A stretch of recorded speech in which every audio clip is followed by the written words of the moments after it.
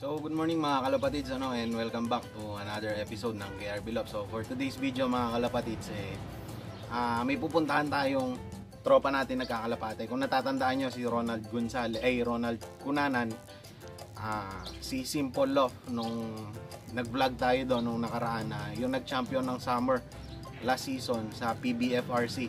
So first overall champion. Then nung nag-vlog kasi tayo doon napangakuan niya ako ng bibigyan niya nga ako ng isang gift bird, so pang breeder. Then ngayon is nag-chat nga siya, pwede na daw kunin yung ibon so pupunta tayo ngayon doon mga kalapatids para kunin yung ibon na binibigay niya sa atin so meron tayong pandagdag puwersa. Then sinend niya sa akin kagabi or last night yung pedigree nung nanay at tatay nung ibon na ibibigay nga niya sa atin, and parang natatandaan ko is a Vandenbroek and Masili line yung bloodline ng ibon na ibibigay niya sa atin. So meron tayong dagdag puwersa, meron tayong pang-infuse dito sa mga breeder natin dito sa loft ko nga So ngayon is Saturday, then kahapon is nag-loading nga tayo ng mga ibon, nag-load tayo ng ibon basketing, second lap ng Derby or Ilagan Isabela So bukas is Linggo, arrival, abangan tayo. Then hinihintay ko lang si Jake. Pupunta tayo doon kay Sir Ronald Cunanan nga para kunin yung ibon So update din regarding doon sa checkered natin.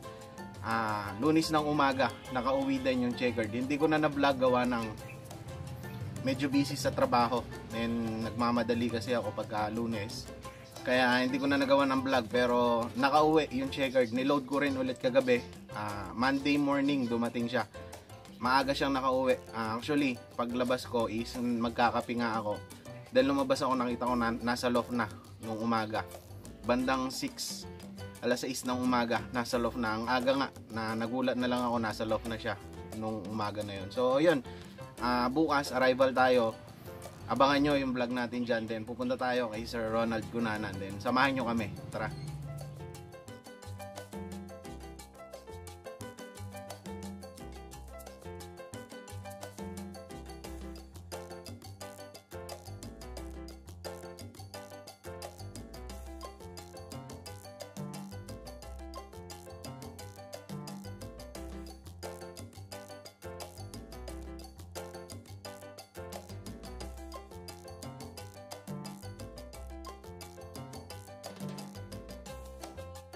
So ayan mga kalapatids, nandito na tayo kay Sir Ronald Cunanan. Kasama natin si Boss Andy tsaka si Jake, ang coordinator natin din.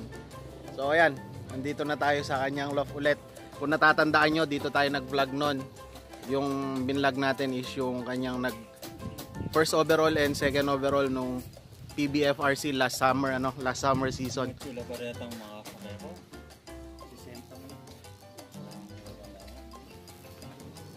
So ayan yung loft niya mga kalapatids, di naman na kayo bago, nakita nyo naman na yan.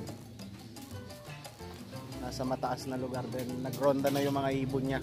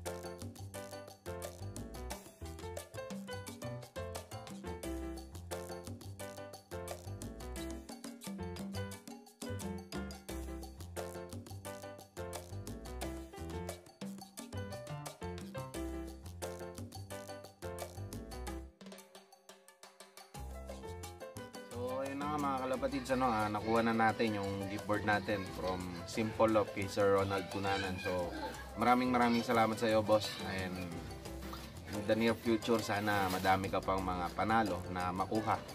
So hapon na nga mga kalapatids, actually kagigising ko lang, nakapagpakain na rin tayo ng mga ibon. Then papakita ko sa inyo yung gift bird na binigay sa atin ni Sir Ronald Cunanan, ano. Kung nakita nyo naman, kung napanood nyo yung vlog natin doon nung una, yung mga achievements niya nandun naman sa second part ng video.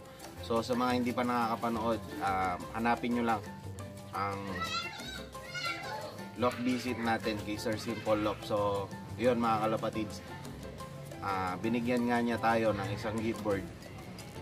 Pinapili nga niya ako noon actually kung ano daw gusto ko, kung panglipad o pang stock board. So mas pinili ko na lang yung stock board para in the near future meron pa tayong magagamit na breeder, as breeder.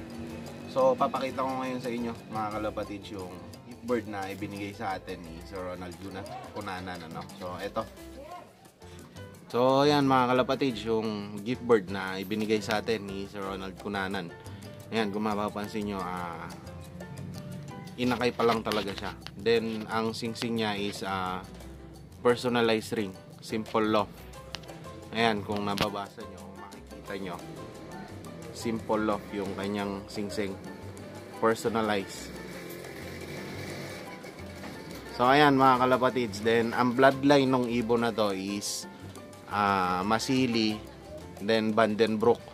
Pa-flash ko na lang sa screen yung pedigree nung nanay tsaka yung tatay niya, no. So magagamit natin to next south na siguro as breeder, then ilalaro natin pang south. So ayan mga kalapatids, then eto rin yung ating pag-gift bird, yung sa nanalo si Reden Paala. Ayan yung anak ni Grisel, ang gandang ibon, naka-personalized ring din yan, PRV. Then nilagyan ko ng singsing ng UFC na pang summer, para kung gustong ilipad nung nanalo pwede rin as old bird, ano. So ayan, magandang ibon mga kalapatids, ano. Then ayan yung mga flyers natin na iba. So apat na mga pang summer natin na ililipad.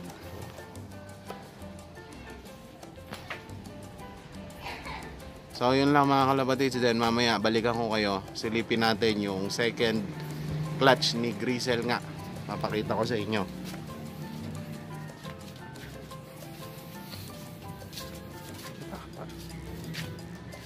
So ayan, mamayang gabi mga kalapatids, balikan ko kayo, sisilipin natin yung itlog niya, no, kung fertile, kasi 1 week na nga ito. Then sana mag-fertile parehas para dalawa yung maipapag-gift board pa natin, ano. So balikan ko na lang kayo mamayang gabi. Then ito naman mga kalapatids, ano, sisilipin natin yung itlog na nung Grisel, yung second clutch natin na ipapag-gift board, ano. So titignan natin ngayon, gabi na. Mas maganda kasi, sabi ko nga nung una, gabi natin sinisilip para mas maliwanag na makikita natin. Kunin ko yung itlog, ano mga kalapatids.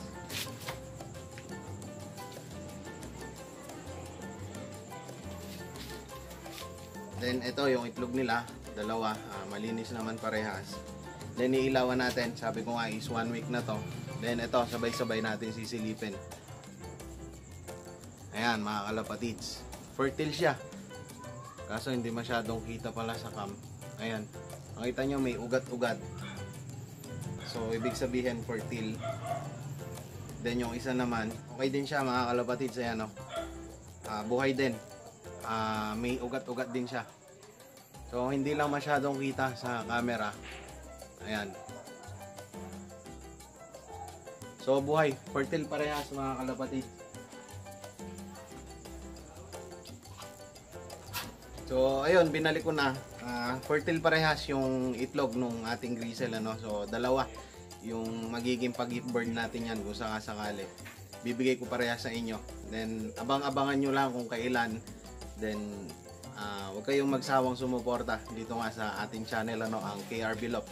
Then huwag nyo kalimutan mag-like, mag-share, and subscribe na rin sa mga baguhan, sa mga nakakapanood, ano mga kalapatids. Then abangan nyo kung kailan natin ipapag-gift bird to. Then yung kay yung nauna na pag-gift bird nga natin, ka-chat ko na si Sir Reden Paala. Wala pa siyang definite time kung kailan niya kukunin, pero pwede nang kunin yung ibon. Then sa yung second clutch natin, sa mananalo is for pick up lang din po yung ating mananalo, ano, yung magiging winner. For pick up lang dito sa amin sa Mexico, dito sa loft ko nga, para magkamit din tayo, then makapagkwentuhan tayo dito sa Mexico, ano, mga kalapatids. So that's it for today's video, mga kalapatids, ano. Bago ko tapusin yung video, syempre shoutout muna tayo, ano. Ito naman yung mga nagpapa-shoutout, mga kalapatids, ano. Shoutout po kay Jenny Sigibara, kay VHL Pinedalo from Lubao, Haris Payad from Pilar, Bataan, Freddy Lopez and Jason Lopez from Valenzuela City, kay Eric Flores, ang Flores Brothers Love from Lubao, Pampanga din to, mga kalapatids. Sa asawa ni Aristotel Lihas na si Cathy from Olongapo. Shoutout din kay Roberto Gonzalez from Dubai Motor City. Then shoutout din kay Ako si Kiel TV. So new vlogger to, mga kalapatids, pakibisita nyo rin yung kanyang channel, ano. Then shoutout din kay Randy Ugadan, kay Rigon Clyde and Gelson Casalhay, shoutout din sa inyo. Then kay Dablo from Palayan City, Michael Bagalay from Sariaya, Quezon, kay Romeo Santos. Then lastly kay Andre Love from San Luis. New vlogger din siya, mga kalapatids, pakibisita nyo yung kanyang channel, ano. Then suportahan nyo rin.